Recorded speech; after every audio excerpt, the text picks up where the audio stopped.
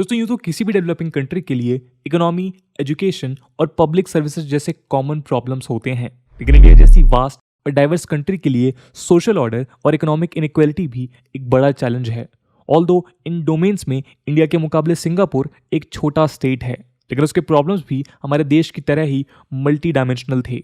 यदि इंडिया और सिंगापुर के कुछ बेसिक डेटा को कंपेयर करें तो इंडिया की पर कैपिटा जीडीपी 2020 में 2140 यूएस डॉलर्स थी, जबकि सिंगापुर की 59,798 यूएस डॉलर्स। 2020 में इंडिया की अनएम्प्लॉयमेंट रेट 7.11% थी और सिंगापुर की 2.5%। जहां एक और इंडिया की ह्यूमन डेवलपमेंट इंडेक्स 0.647 है, वहीं सिंगापुर की ह्यूमन डेवलपमेंट इंडेक्स 0.935 है। Life expectancy, literacy rate, rural populations, access to electricity, GDP per capita, exports and imports, homicide rate, multi dimensional poverty index, income inequality, internet availability और ऐसे कई parameters को account में लेकर UN द्वारा compiled human development index किसी country के true development को शो करता है। और इस कंपैरिजन से हम इंडिया और सिंगापुर के स्टैंडर्ड ऑफ लिविंग या सिटीजन के वेलबींग का अंदाजा लगा सकते हैं। आपको ये बता दें कि लगभग 60 ईयर्स पहले सिंगापुर एक टफ फेज से गुजर रहा था, जब ब्रिटिशर्स के जाने के बाद वो आइलैंड अपने सर्वाइवल के ऑप्शंस तलाश रहा था। 1965 से लेकर आज तक सिंगापुर ने खुद इस हद तक ट्रांसफॉर्म किया है कि आज वो दुनिया भर में डेवलपमेंट की एक मिसाल है। दोस्तों आज इस वीडियो के माध्यम से हम सिंगापुर की इसी ट्रांसफॉर्मेशनल जर्नी का हिस्सा बनेंगे। इस डिस्कशन के माध्यम से हम उन की इनिशिएटिव्स को जानेंगे जिससे सिंगापुर ने खुद को एक थर्ड वर्ल्ड कंट्री से फर्स्ट वर्ल्ड कंट्री बनाया है। इसके अलावा पूरे लेक्चर में सिंगापुर के उन इनिशिएटिव्स पे फोकस की जाएगी जो किसी न किसी मायने में इंडिया के लिए रेलेवेंट हैं। तो आइए शुरू करते हैं आज का डिस्कशन। नमस्कार दोस्तों, मेरा नाम है आदर्श और स्वागत है आपका स्टडी आईक्यू में। दोस्तों मॉडर्न सिंगापुर को सर स्टैमफोर्ड रेफल्स द्वारा ब्रिटिश एम्पायर के एक ट्रेडिंग पोस्ट की तरह 1819 में स्टैब्लिश किया गया था। 1867 में स्ट्रेट सेटलमेंट के तहत South East Asian colonies reorganize की गई और सिंगापुर ब्रिटेन के डायरेक्ट कंट्रोल के अंडर लाया गया। सेकेंड वर्ल्ड वॉर के दौरान जापान ने सिंगापुर को 1942 में ऑक्युपाई किया और ये जापान के सरेंडर के बाद ही ब्रिटिश कंट्रोल में वापस आ सका। ब्रिटिश कंट्रोल से सिंगापुर को आज़ादी 1959 में मिली, जब उसने सेल्फ गवर्नेंस गेन किया और 1963 में मलेशिया के न्यू फेडरेशन का पार्ट बना। इस फेडरेशन में सिंगापुर के अलावा मलाया, नॉर्थ बोर्नियो और सारावाक भी मलेशियन फेडरेशन का हिस्सा थे, लेकिन पॉलिटिकल कॉन्फ्लिक्ट के कारण 2 साल बाद सिंगापुर को इस फेडरेशन से बाहर कर दिया गया, जिसके बाद सिंगापुर के उस स्टेट की स्थापना हुई जिसे हम आज जानते हैं। दोस्तों सेपरेट होने के बाद सिंगापुर के सामने अनेक चुनौतियां थीं। सोशल डिस्कॉन्टेंट, नेचुरल रिसोर्सेज का एब्सेंस और एक्सक्लूजन। इन सब के बावजूद सिंगापुर ने खुद इस रफ्तार से डेवलप किया कि वो जल्द ही 4 एशियन टाइगर्स में काउंट होने लगा। ये 4 एशियन टाइगर्स ऐसी कंट्रीज थीं जो 1960 से 1990 के बीच 7% से ज़्यादा के ग्रोथ रेट से डेवलप हुई थीं। इनके एक्स्ट्राऑर्डिनरी ग्रोथ रेट के कारण ही इन्हें 4 एशियन टाइगर्स या 4 लिटिल ड्रैगन्स के टर्म से जाना जाता था। इनमें हांगकांग, साउथ कोरिया और ताइवान के साथ सिंगापुर ने भी खुद को शामिल किया था। आज यूएन ह्यूमन डेवलपमेंट इंडेक्स में सिंगापुर 189 कंट्रीज में 11th रैंक पे है। इसके अलावा वर्ल्ड के कुछ हाईएस्ट पर कैपिटा जीडीपी में सिंगापुर का नाम शामिल है। सिंगापुर एशिया में अकेली कंट्री है जिसे सारे मेजर रेटिंग एजेंसी से AAA सोवन रेटिंग मिली है। साथ ही इंपॉर्टेंट सोशल इंडिकेटर्स जैसे education, health care, quality of life etcetera में भी सिंगापुर को हाईली प्लेस किया जाता है। दोस्तों आपको जानकर हैरानी होगी कि सिंगापुर में होम ओनरशिप रेट 91% है। तो अब सवाल ये है कि कैसे एक ऐसी कंट्री जिसके एग्जिस्टेंस के लिए उसके पास बेसिक रिसोर्स नहीं थे, लेबर के लिए सफिशिएंट पॉपुलेशन नहीं थी और इस सिचुएशन में उसे किसी एग्जिस्टिंग लार्जर फेडरेशन से निकाल दिया हो, उसने ये अचीवमेंट कैसे हासिल की। आइए जानते हैं अगले सेक्शन में। दोस्तों सिंगापुर के इस जर्नी का श्रेय ली कुआन यू को जाता है, जिन्हें सिंगापुर के फाउंडिंग फादर के तौर पे भी याद किया जाता है। ली कुआन यू 1959 से 1990 तक सिंगापुर के प्राइम मिनिस्टर रहे और 2004 से 2011 तक मिनिस्टर मेंटोर का रोल निभाया।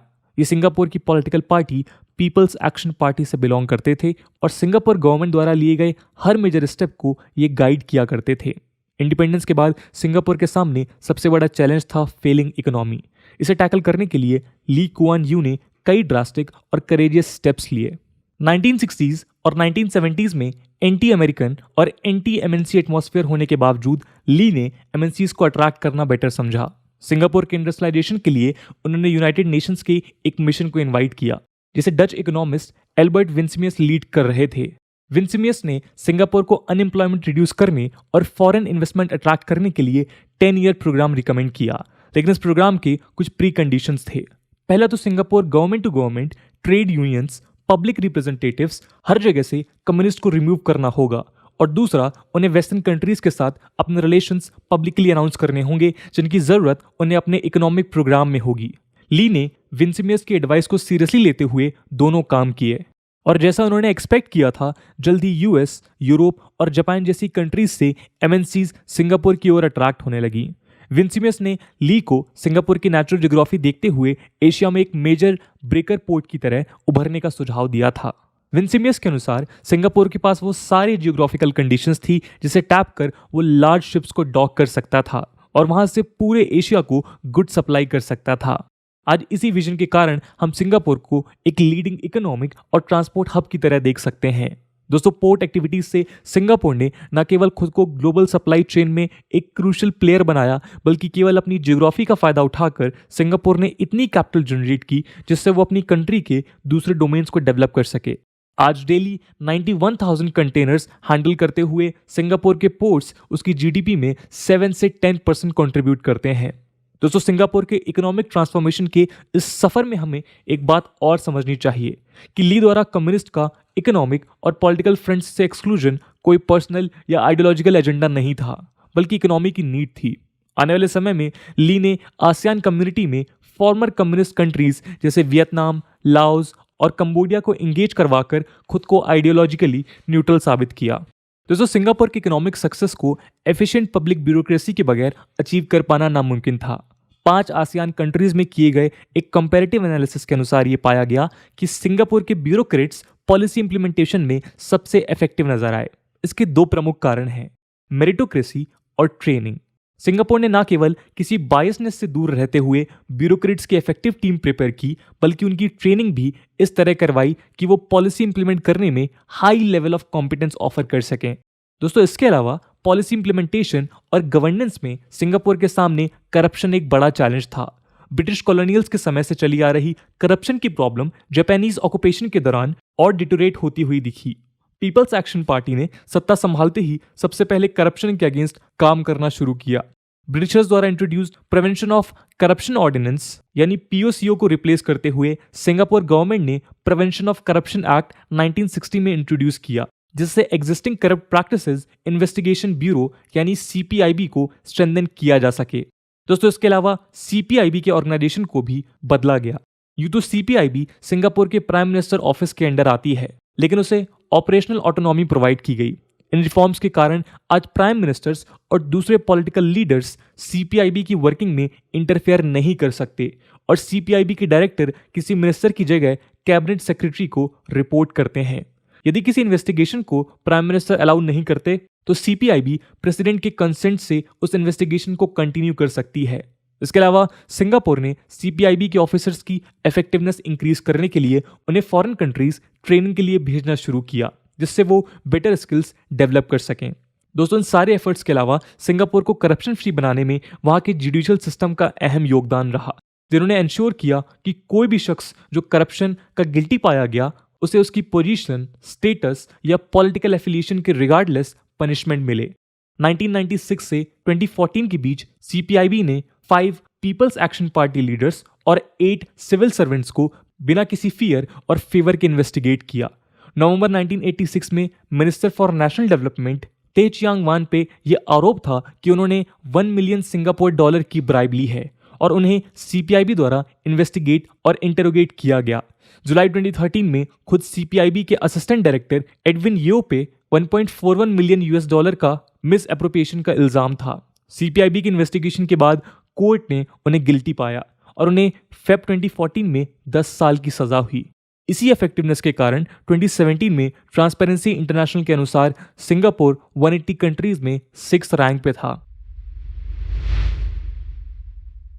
दोस्तों, सिंगापुर ने अपने नेचुरल रिसोर्सेज के एब्सेंस को एजुकेशन से कॉम्पनसेट किया। पॉपुलेशन की स्किल्स को एनहांस करते हुए न केवल बेटर एजुकेशन ने सिंगापुर को बेस्ट एंड ब्राइटेस्ट वर्कफोर्स दी, बल्कि मेरिटोक्रेसी के एफिशिएंट सिस्टम ने पब्लिक ब्यूरोक्रेसी को भी अच्छे ऑफिसर्स दिए। सिंगापुर की गवर्नमेंट एजुकेशन को नेशनल इन्वेस्टमेंट की तरह ट्रीट करती है।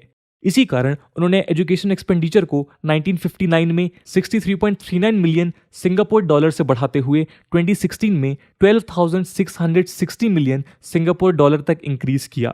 बजट के इंक्रीज होने के साथ सिंगापुर में स्टूडेंट एनरोलमेंट भी बढ़ता चला गया। 2016 में सिंगापुर की नेशनल लिटरेसी रेट 97% थी।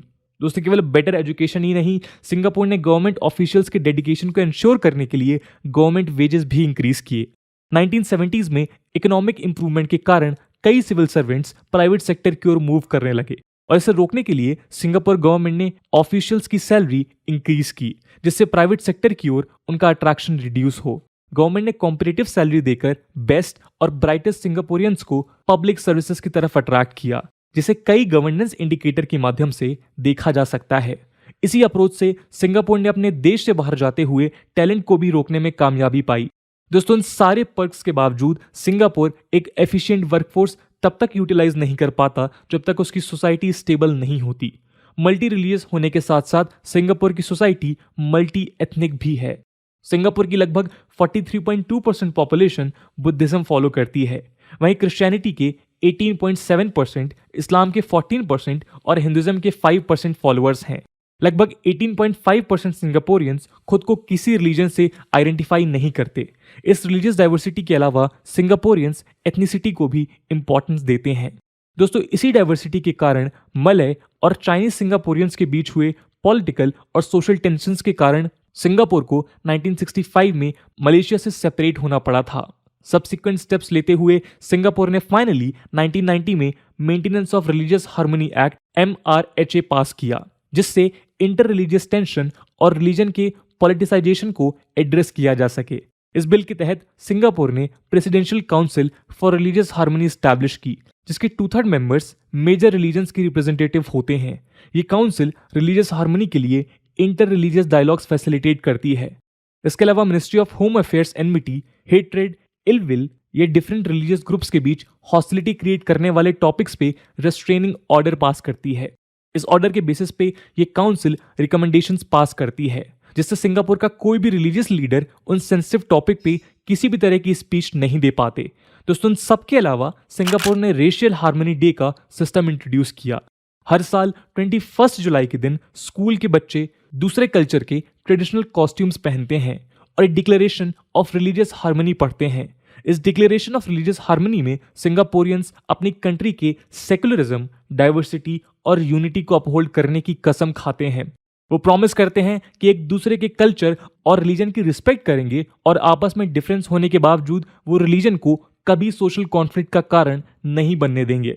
दोस्तों, सिंगापुर ने ऐसे स्टेप्स स्कूल लेवल से ही इंट्रोड्यूस किए हैं, जिससे बच्चे छोटी उम्र से ही सेकुलरिज्म, यूनिटी, डाइवर्सिटी जैसी इंपॉर्टेंट बातें सीख सकें।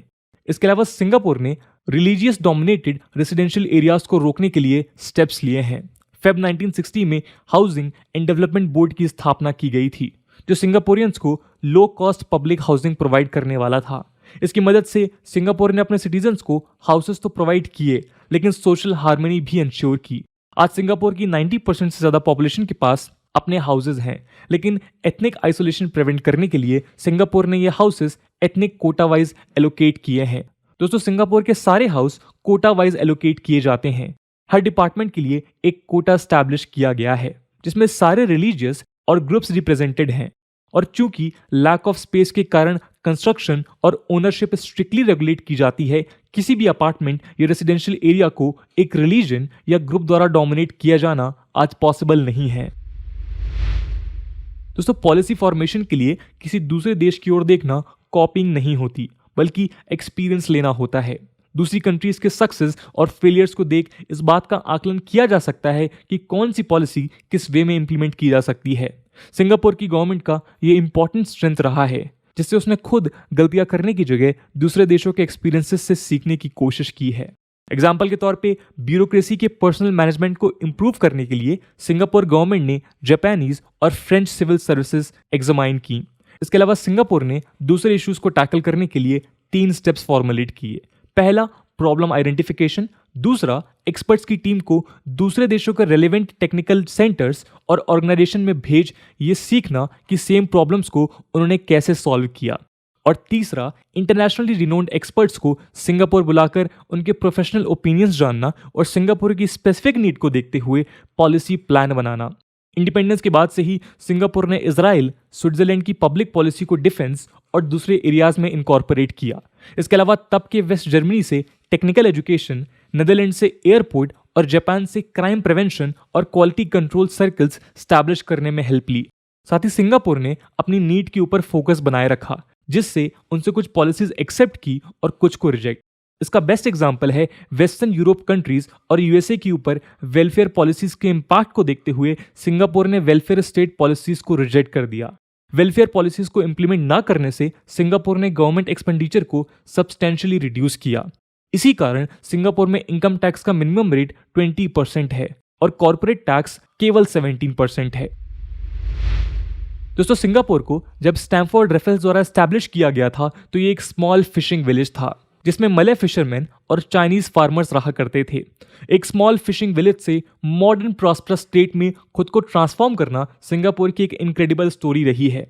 1960 में 1310 सिंगापुर डॉलर से 2016 के बीच सिंगापुर की पर कैपिटा जीडीपी 56 टाइम्स बढ़ते हुए आज 73,167 सिंगापुर डॉलर हो चुकी है। इसके अलावा सिंगापुर का फॉरेन रिजर्व भी 1963 में 1151 मिलियन सिंगापुर डॉलर से 2016 के बीच 310 टाइम्स बढ़ते हुए 3,56,253 मिलियन सिंगापुर डॉलर हो चुका है।